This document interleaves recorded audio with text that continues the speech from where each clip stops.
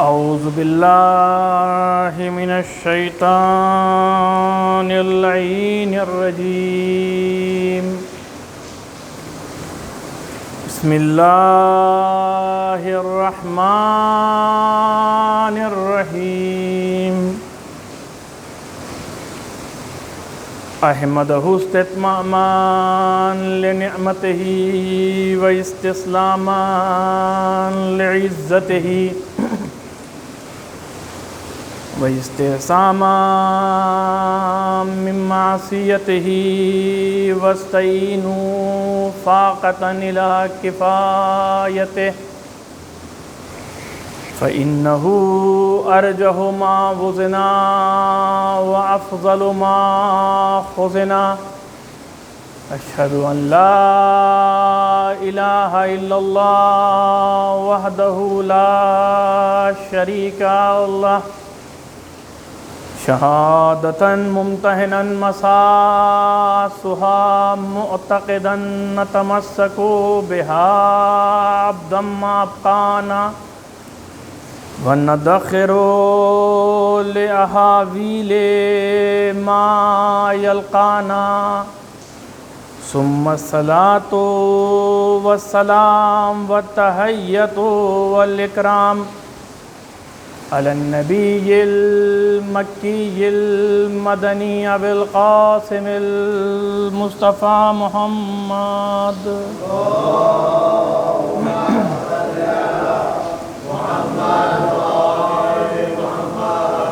ولعنۃ اللہ علی اعدائہم وغاصب حقوقہم ومنکر فضائلہم ومصائبہم وشجاعتہم وسخاوتہم وعطشہم اجمعین اما بعد فقد قالت فاطمۃ سیدۃ نساء العالمین علیہا السلام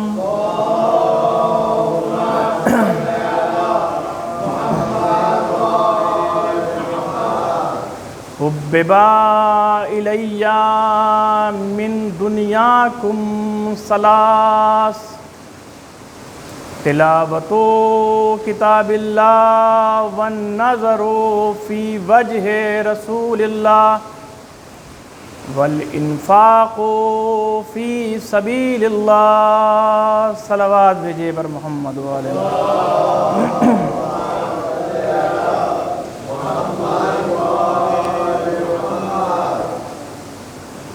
عزیزان محترم، ہمارے بزرگوں، بھائیوں، بہنوں، بچوں، خدا آپ کو سلامت رکھے، آپ سب کو طول عمر عطا فرمائے اور توفیق اسی طریقے سے عطا فرماتا رہے کہ اہل بیت علیہم السلام کے غم میں غم اور خوشیوں میں خوشیاں ہم لوگ مناتے رہیں۔ ایام فاطمیہ کا آغاز ہو گیا ہے، 75 دن والی روایت گزر گئی، 95 یعنی 95 دنوں والی جو روایت ہے وہ شروع ہوئی۔ ایام فاطمیہ کے مناسبت سے ہم سب سے پہلے سرکار حضرت حجت عجل اللہ تعالی فرجہ الشریف کی خدمت میں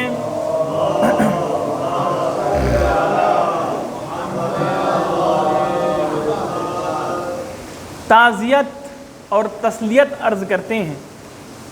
مولا، ہم تو اس وقت نہ تھے مدینے میں جب آپ کی جدہ پر ظلم ہوا، لیکن اگر ہم ہوتے تو واقعاً ہم بی بی کی نصرت کے لیے کھڑے ہو جاتے۔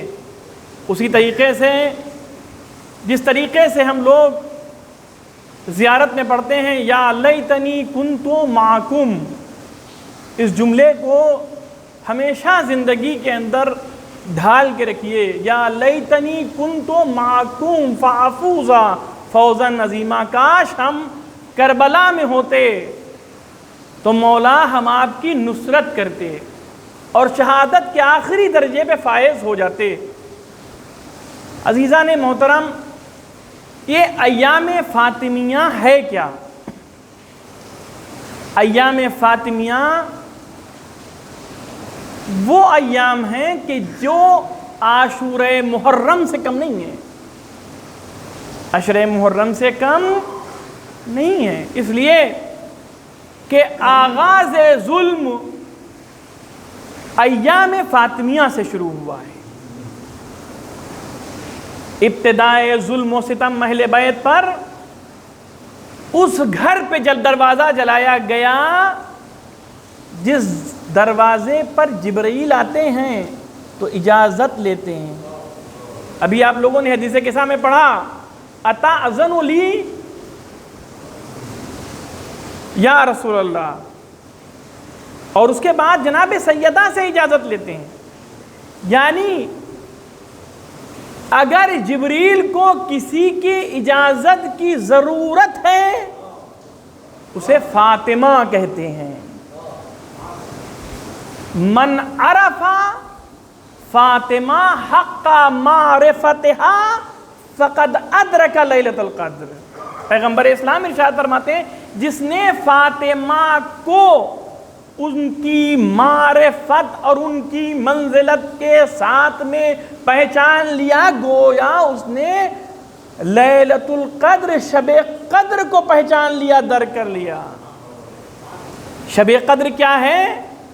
اِنَّا أَنزَلْنَاهُ فِي لَيْلَةِ الْقَدْرِ، ہم نے قرآن کو لیلۃ القدر میں نازل کیا۔ تو قرآن لیلۃ القدر میں نازل ہوا تو جتنا لیلۃ القدر امپورٹنسی رکھتی ہے اتنی ہی حضرت سیدہ کی ذات والا صفات امپورٹنسی رکھتی ہے۔ صلوات بھیجیں محمد و آل محمد پر۔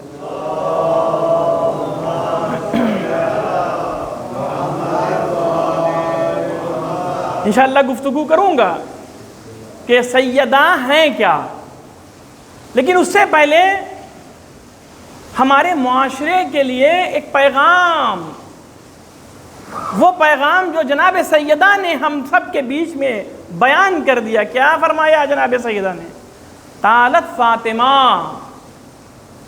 جناب سیدہ فرماتی ہیں، نے فرمایا، کیا فرمایا؟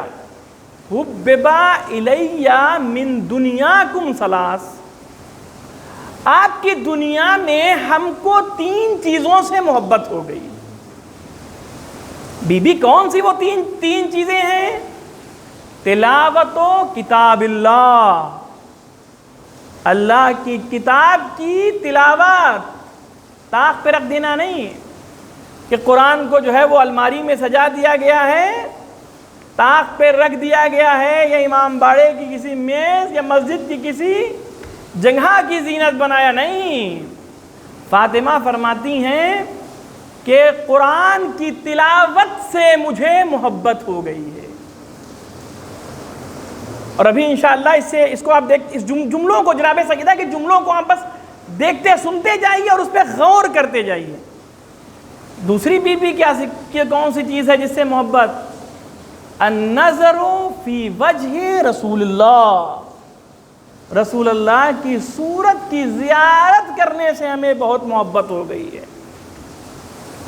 اور تیسری چیز بی بی، آپ نے تیسری چیز کس طریقے کی بیان کی ہے کہ ان دونوں چیزوں سے وہ تیسری چیز ایک دم علیحدہ ہے جس چیز کا ہمارا معاشرہ شکار ہے۔ کیا فرمایا بی بی نے؟ وَالْإِنفَاقُ فِي سَبِيلِ اللَّهِ، لوگوں کی مدد کرنا اللہ کی راہ میں، اس کو ہم سے محبت ہو گئی۔ یہ نہیں بی بی نے کہا کہ مجھے مال سے محبت ہو گئی ہے، مجھے گھر سے محبت ہو گئی ہے، مجھے میزڈا گاڑی سے محبت ہو گئی ہے، نعوذ باللہ، مجھے باغوں سے محبت ہو گئی ہے، مجھے زمینداری سے محبت ہو گئی ہے۔ نہیں، اس میں بی بی نے جو تینوں چیزیں بیان کی ہیں وہ کیا ہے؟ سمجھ میں آیا؟ اس حدیث کو جب آپ دیکھیں گے تب سمجھ میں آئے گا فاطمہ کیا ہے۔ حق معرفتہا، معرفت کا حق جو ہے وہ تب ادا ہوگا جب شہزادی کی زندگی کو ہم اپنے وجود میں سمو لیں گے۔ بی بی قرآن کی تعلیم کے بارے میں آپ کیوں اتنا تاکید کر رہی ہیں؟ کہتی ہیں، بی بی فرماتی ہیں کیونکہ اللہ نے اپنی محبوب ترین کتاب کو میرے بابا کے سینے پہ نازل کر دیا، اور جب سورہ اور آیتیں نازل ہوتی تھیں تو میرے بابا کے کپکپاہٹ طاری ہو جاتی تھی، اور کبھی کبھی ایسا ہوتا تھا کہ رسول اللہ ذوف محسوس کرتے تھے اور بخار آ جاتا تھا۔ پیغمبر اسلام فرماتے ہیں کہ قرآن جب نازل ہوتا ہے، اگر پہاڑ کسی کے اوپر گر جائے تو اتنا وزن نہیں ہوگا، لیکن قرآن کی ایک آیت کا وزن اتنا ہوتا ہے کہ جو دوسرے وزن اس کا کوئی تقابل نہیں کر سکتے ہیں، مقایسہ نہیں کر سکتے ہیں۔ قرآن کی ایک آیت میں اتنی طاقت و قوت ہے۔ ہمارے معاشرے میں انشاءاللہ اس حدیث کا ہر ٹکڑا، 3 ٹکڑے تینوں دن، آج کا ٹاپک ہے جناب سیدہ کے اقوال میں کہ قرآن کی تلاوت کیا ہے، ہم کیوں اتنا قرآن کی تلاوت پہ فورس کرتے ہیں، کیوں کرتے ہیں، کیا ضرورت ہے قرآن کے اوپر فورس کرنے کا، پڑھیں پڑھیں نہ پڑھیں نہ پڑھیں ہیں؟ لیکن ایسا نہیں ہے، جب تک ہیں تب تک قرآن کی تعلیم کے اوپر زبردستی رہے گی، زور رہے گا۔ کیوں؟ دین میں اجبار نہیں ہے، زبردستی نہیں ہے، صحیح ہے؟ یہ نہ کہیے کہ مولانا صاحب جو ہیں بڑے ظالم ہو گئے ہیں اور پھنساتے ہیں سب کو، بچوں کو پھنساتے ہیں اور پکڑ پکڑ کے بچوں کو بٹھا لیتے ہیں، نہیں۔ اسی وجہ سے اسلام اتنا آسان مذہب ہے کہ جسے اوپن یونیورسٹی کہا جاتا ہے۔ ہم نے آن لائن کر دیا، قرآن پڑھو، 2 دن ہمارے پاس، 1 دن ہمارے پاس آؤ، ہفتہ بھر آن لائن مجھے بھیج دو، کیا تکلیف ہوئی؟ پیغمبر اسلام کے زمانے کا ایک واقعہ آپ کے سامنے نظم کر دوں اور آگے بڑھ جاؤں گا۔ پیغمبر اسلام کا گزر ایک قبرستان سے ہو رہا تھا، رسول اللہ ایک قبرستان سے گزر رہے تھے اپنے صحابیوں کے ساتھ میں۔ جب گزر رہے تھے تو رسول اللہ نے کہا جلدی سے ادھر سے گزر جاؤ۔ اصحاب گزر گئے، واپسی میں پھر اسی قبرستان سے واپسی ہوئی، گزر وہی قبرستان، راستہ تو وہی ہوگا نا بھائی، پھر گزر ہوا، کہا اب رک جاؤ۔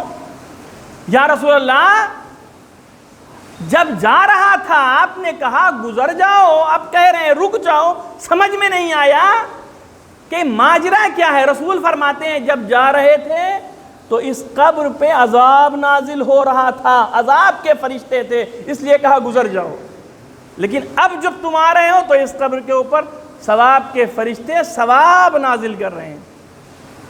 یا رسول اللہ یہ کیسا، اسی قبر پہ ثواب، اسی قبر پہ عذاب، یہ کیسے ہو سکتا ہے؟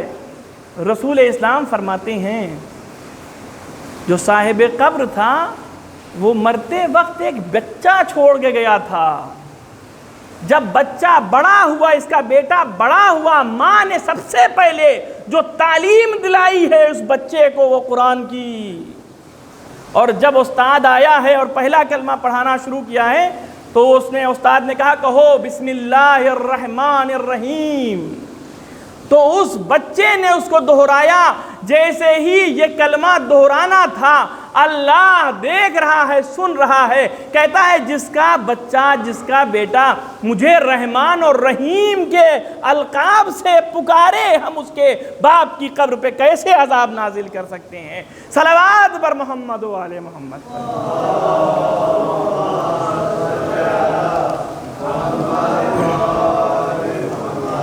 سمجھ میں آیا کہ قرآن ہے کیا، تلاوت قرآن کیا ہے؟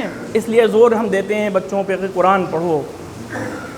قرآن انسان کو انسان بنا دیتا ہے۔ قرآن کا اگر ایک آیت آپ پڑھیں تو آپ کی زندگی سنور جائے گی، آپ کی زندگی کامیاب زندگی بن جائے گی۔ پیغمبر ختمی مرتبہ حضرت محمد مصطفیٰ صلی اللہ علیہ وآلہ وسلم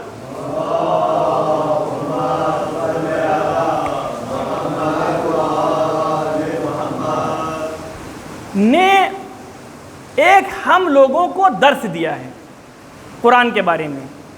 کیا فرمایا رسول اللہ نے؟ فرماتے ہیں لا تغفلوا عن قراءۃ القرآن، قرآن پڑھنے سے غافل نہ ہونا، اذا اصبحت و اذا امسیت، جب صبح ہو حسین تو قرآن پڑھنا، اور جب رات کا وقت آئے تب علی اصغر قرآن پڑھنا۔ کیا فرمایا کہ قرآن صبح جب ہو تو صبح قرآن کی تلاوت کرنا، اور جب رات ہو تو رات کے وقت قرآن کی تلاوت کر کے سو جانا۔ پھر فرماتے ہیں فَإِنَّ الْقُرْآنَ يُحْيِي الْقَلْبَ الْمَيِّتَ، کیونکہ یہ قرآن جو ہے وہ کیا کرتا ہے؟ مرے ہوئے دل کو زندہ کر دیتا ہے۔ وَيَنْهَا عَنِ الْفَحْشَاءِ وَالْمُنْكَرِ، اور یہ قرآن برائیوں سے اور منکرات سے بچاتا ہے۔ عزیزان محترم، جناب سیدہ سلام اللہ علیہا نے اسی لیے قرآن کے لیے تاکید کی کہ قرآن کو کبھی چھوڑنا نہیں۔ پیغمبر اسلام نے آخری وقت میں ارشاد کیا فرمایا تھا؟ انی تارکم فیکم الثقلین کتاب اللہ و عترتی وَإِن تَمَسَّكْتُمْ بِهِمَا لَمْ تَضِلُّوا بَعْدِي، میں تمہارے درمیان دو چیزیں چھوڑے جا رہا ہوں، ایک قرآن، دوسرے اہل بیت، دونوں کو ساتھ رکھو گے حوض کوثر تک پہنچ جاؤ گے، گمراہ نہیں ہوگے۔ دونوں میں سے ایک چھوڑ دیا، ذلیل ہو جاؤ گے، گمراہ ہو جاؤ گے، رسوا ہو جاؤ گے اور بے عزت ہوتے رہو گے، جیسا کہ کچھ مسلمان ہو رہے ہیں۔ صلوات بھیجئے محمد و آل محمد۔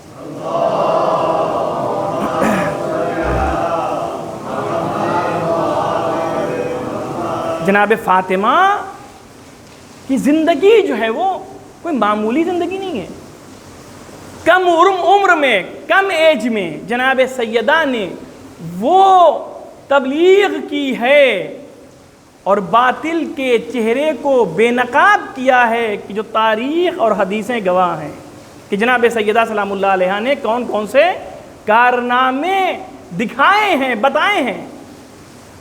عزیزان محترم، امام حسن اور امام حسین علیہ السلام ارشاد فرماتے ہیں کہ ایک دن میں اپنے بیت الشرف میں داخل ہوا، میں نے دیکھا کہ میری مادر گرامی رکوع میں موجود ہیں اور ذکر کر رہی ہیں، اور ذکر میں کیا ہے؟ دوسروں کے لیے دعا کر رہی ہیں۔ میں گیا، نزدیک گیا، اور نزدیک جانے کے بعد میں سننا چاہتا ہوں کہ میری مادر گرامی کیا ذکر کر رہی ہیں۔ دیکھا کہ دوسروں کے لیے دعائیں کر رہی ہیں، نام لے لے کے دعائیں کر رہی ہیں۔ میں نے ماجرا دیکھا تو میں نے اپنی ماں سے کہا، اماں آپ دوسروں کے لیے دعا کرتی ہیں، کم از کم اپنے لیے بھی دعا کر لیں۔ جناب سیدہ نے فرمایا، پہلے ہمسائے ہیں تمہارے، پہلے تمہارے پڑوسی ہیں، تمہارے جان پہچان والے ہیں، تمام مومنین ہیں، جب تم ان کے لیے دعا کرو گے تو خداوند عالم تمہاری ہر دعاؤں کو آٹومیٹک قبول کر لے گا۔ صلوات بھیجئے محمد و آل محمد پر۔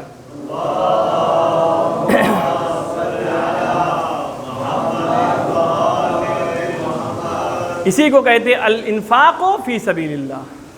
جناب سیدہ نے اس طریقے سے تبلیغ کی ہے، دین کو آگے بڑھایا ہے۔ حدیث قدسی گواہ ہے۔ حدیث قدسی کیا ہے؟ قرآن مجید میں الفاظ، کلمات، معنی سب کچھ اللہ کا، لیکن حدیث قدسی میں کلمات رسول اللہ کے ہیں، الفاظ اور معنی اللہ کے ہیں۔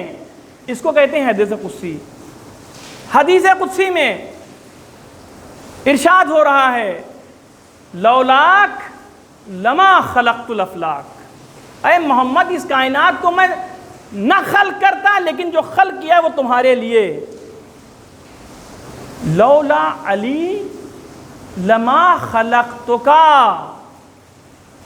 اگر میں علی کو نہ خلق کرتا تو تم کو نہ خلق کرتا۔ یا رسول اللہ سے خطاب ہے سب کچھ۔ پھر فرما رہا ہے خداوند عالم حدیث قدسی میں، لولا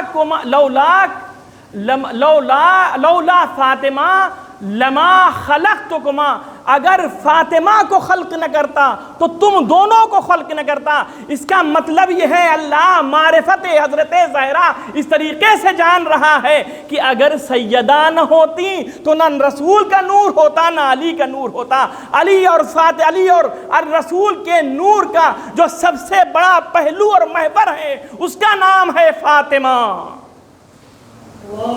صلوات دے پر محمد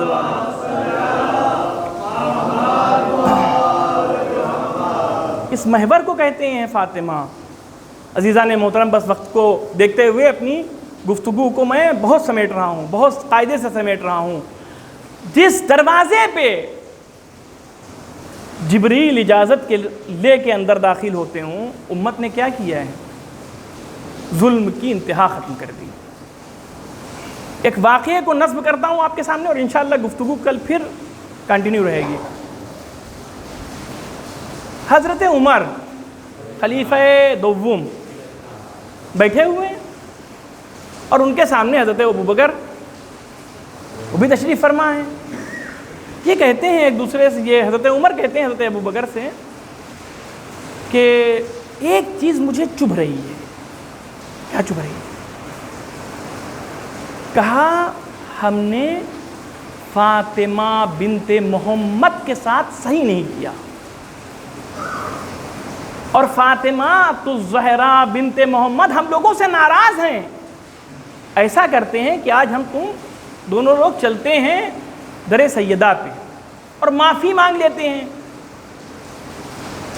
ظالم ہے، ظلم کر چکا ہے، جو کچھ کرنا تھا اس نے کر دیا ہے، لیکن ظلم کے بعد اب وہ یہ نہیں، یہ واقعہ صرف یہ شیعوں کی کتابوں میں نہیں ہے، اہل سنت کتابوں میں بھی اس واقعے کو نقل کیا ہے۔ کہتے ہیں یہ دونوں جو ہیں جوڑا ایک دوسرے کا ہاتھ پکڑ کے کہتے نہیں کہ چور کے آنکھوں میں تنکا ہوتا ہے۔ صلوات بھیجے بر محمد و آل محمد۔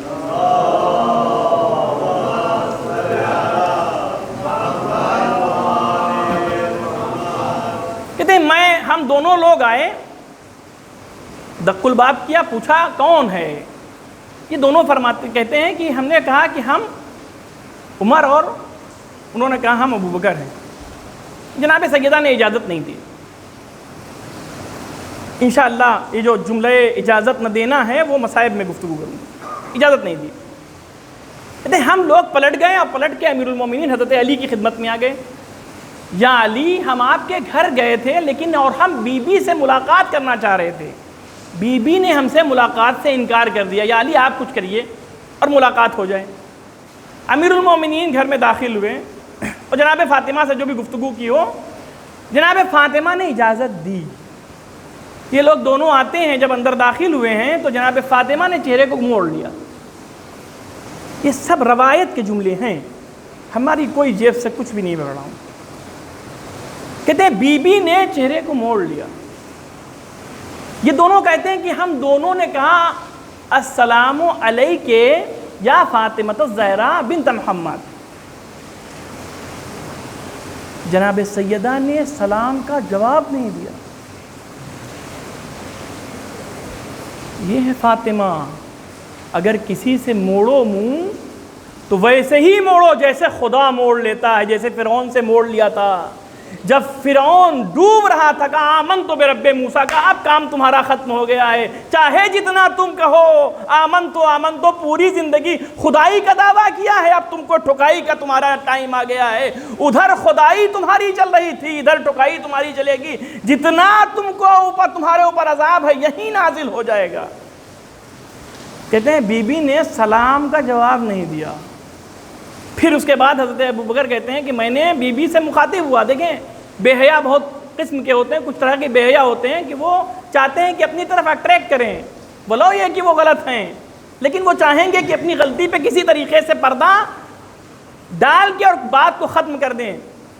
کہتے ہیں کہ میں نے کہا، ابوبکر کہتے ہیں کہ میں نے کہا اے سیدہ، وہ کہتے نہیں، مثال ایک دی جاتی ہے کہ مگرمچھ کے آنسو بہانا، رونے لگے، یہ بھی سب روایت کے جملے ہیں۔ وہ کہتے ہیں کہ اے سیدہ، آپ کے بابا کی جب وفات ہوئی تو میں یہ کہہ رہا تھا میں مر جاتا آپ کے بابا وفات نہ پاتے۔ سمجھ میں آیا آپ کو کہ یہ ہے کیا، ہو کیا رہا ہے؟ دشمن، ظالم، قاتل کیا کہنا چاہ رہا ہے؟ اس کے بعد یہ کہتے ہیں کہ میں بہت شرمندہ ہوں کیونکہ میں نے سنا تھا کہ رسول اپنے بعد کوئی میراث نہیں چھوڑیں گے، اور اگر چھوڑیں گے تو وہ صدقہ ہوگا۔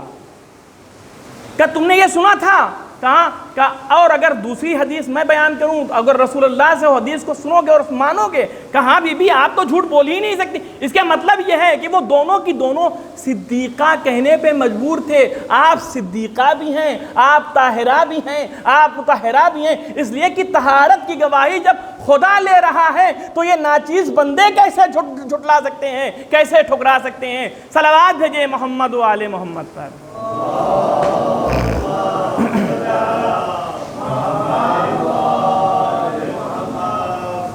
کہتے ہیں کہ آپ فرمائیے حدیث۔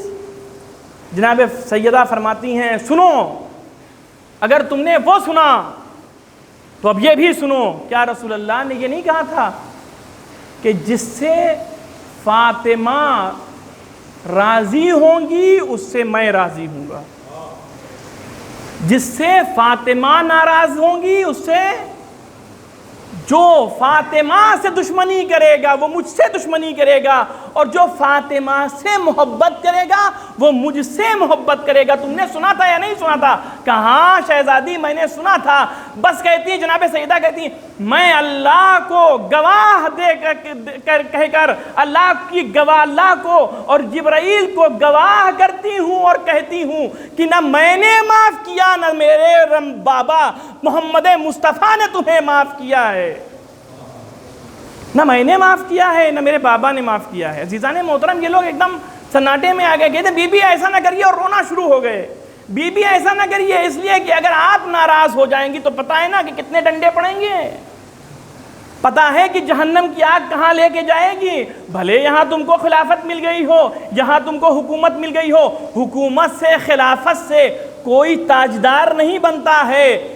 انسان اگر تاجدار بنتا ہے تو اپنے علم کے ذریعے سے بنتا ہے، اپنے اخلاق کے ذریعے سے بنتا ہے، اپنے معجزات کے ذریعے سے بنتا ہے، اپنے فضائل و کمالات کے ذریعے سے بنتا ہے۔ کہتے ہیں کہ جناب سیدہ نے فرماتی ہیں کہ میں نے معاف تمہیں نہیں کیا، اور سنو میں اس وقت تک تم کو معاف نہیں کروں گی جب تک میں رسول اللہ سے تمہاری سامنے جا کے شکایت نہ کر لوں۔ جیسے ہی یہ سننا تھا یہ اور طلب جاتے ہیں، بی بی ایسا نہ کریے گا۔ کہا نہیں، ایسا میں نے کہہ دیا ہے، جو میرا فیصلہ تھا میں نے سنا دیا ہے، جو میرا فیصلہ ہے وہی اس کا فیصلہ ہے، اس فیصلے میں کوئی چینجنگ نہیں ہونے والی ہے۔ عزیزان محترم، بس یہ سننا تھا کہ یہ دونوں ایک دوسرے کا ہاتھ پھر پکڑتے ہیں اور پکڑتے ہوئے روتے ہوئے نکل جاتے ہیں۔ زہرا نے مجھے معاف نہیں کیا، ایسا کام کیا تھا۔ عزیزان محترم، مثال نہیں آتی، جیسی کرنی ویسی بھرنی۔ اگر ظلم نہ کرتے، اگر مال غصب نہ کرتے تو سیدہ تم سے منہ نہ موڑتی۔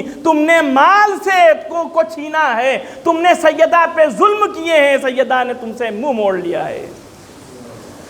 یہ ہے سیدہ، یہ ہے فاطمہ، یہ ہے طاہرہ۔